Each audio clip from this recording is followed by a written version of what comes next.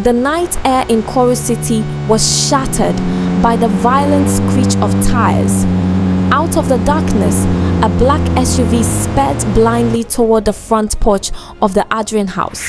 With no time to think, Guaps dove hard onto the dirt yard, gasping for air as the heavy vehicle groaned to a halt just inches from the steps. Slowly, the driver's window rolled down.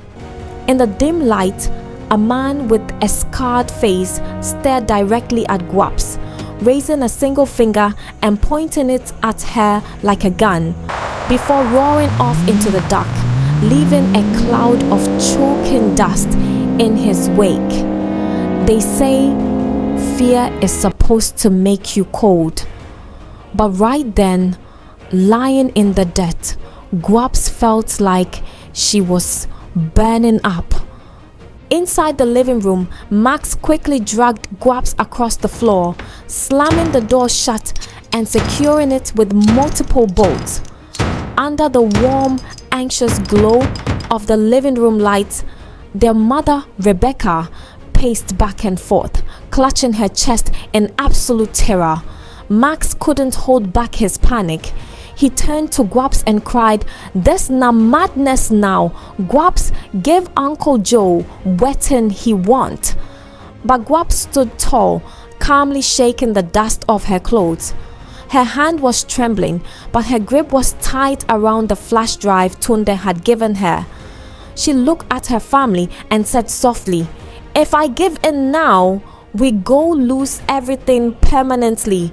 Comfort na trap." The next morning, the bright African sun rose over Koro City, but the streets felt different. Heavy padlocks hung from neighborhood shops, neighbors exchanged nervous glances, and police patrols hovered at the corners. Deep inside a dimly lit cyber cafe, surrounded by the hum of flickering monitors, Guaps and Tunde watched a progress bar slowly climb.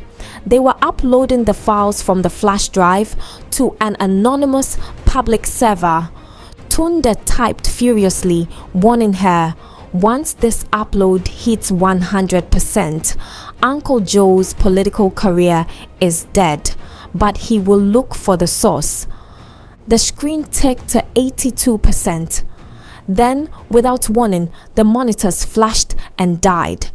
The outside generator groaned to a halt, plunging the room into absolute darkness. A collective moan rippled through the cafe as Guaps whispered in despair, "No, no, no." Stepping out into the blazing midday heat to see what happened, Guaps froze. Across the street stood Uncle Joe's thugs, holding severed power cables next to the silent generator. One of them caught her eye, pointed, and yelled, "There she is, get her." What followed was a breathless chase through the crowded market. Guaps sprinted for her life, dodging through the colorful stalls and knocking over baskets of red peppers to slow down the heavy footsteps behind her. Ducking into a narrow alleyway, she pressed her back hard against a faded yellow wall, holding her breath as a thug sprinted right past the opening, missing her by inches. Every corner of her hometown, the place where she was supposed to feel safest, now felt like a hidden trapdoor. Disheveled and breathing heavily, Guaps found temporary refuge at Mr. Balogun's house, where the old man was quietly packing his legal books into cardboard boxes. Shafts of dusty light cut through the window blinds as he looked at her sadly and said, "You shouldn't have fought for this old man, Guaps. Them get guns. We only have the truth." But Guaps wasn't ready to give up.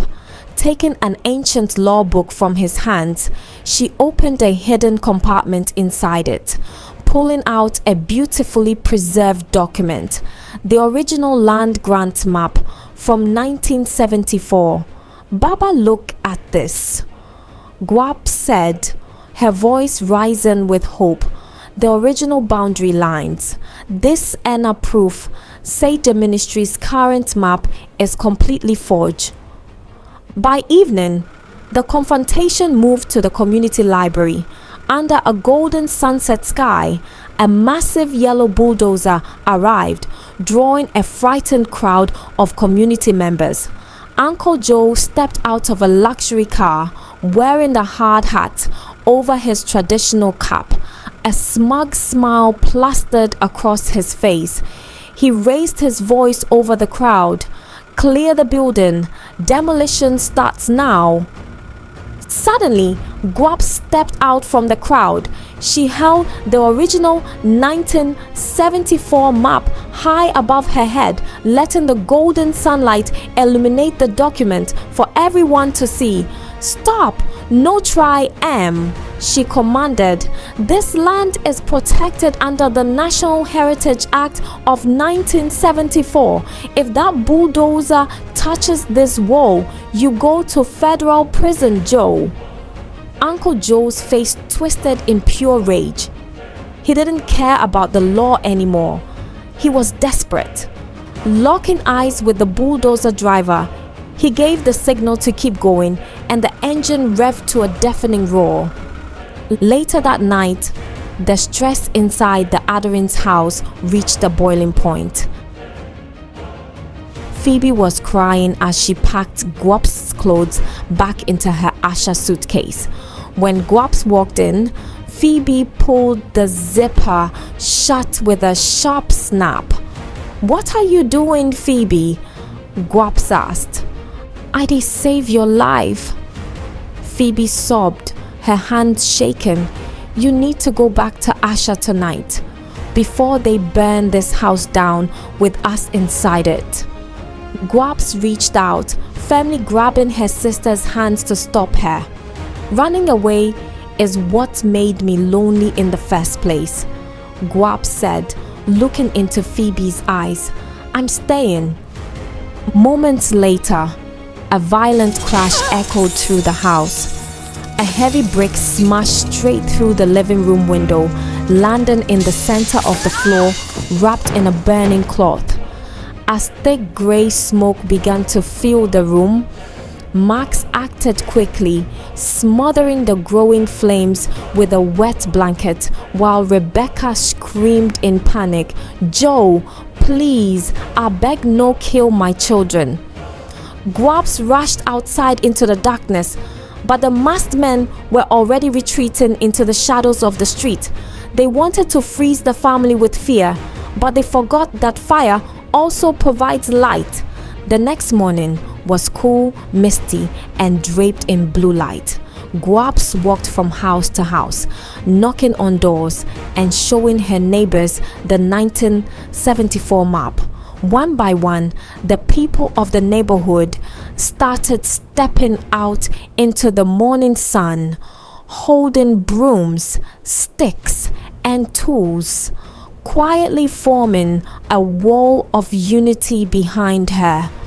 By the time the bulldozer returned to the community library, Guaps was standing at the front of a massive, unstoppable crowd blocking its path. The community began to chant softly but firmly. There was comfort in their numbers, but Guaps knew that the coldest comfort of all belonged to the man who now stood entirely alone against them. Suddenly, the wail of sirens pierced the air as a police vehicle arrived, its lights flashing. Uncle Joe stepped out from the passenger side, flanked by officers who immediately pointed their weapons directly at Guaps. With a venomous smile, Uncle Joe shouted over the sirens, "Officer, make Una arrest that girl for instigating a riot and public forgery."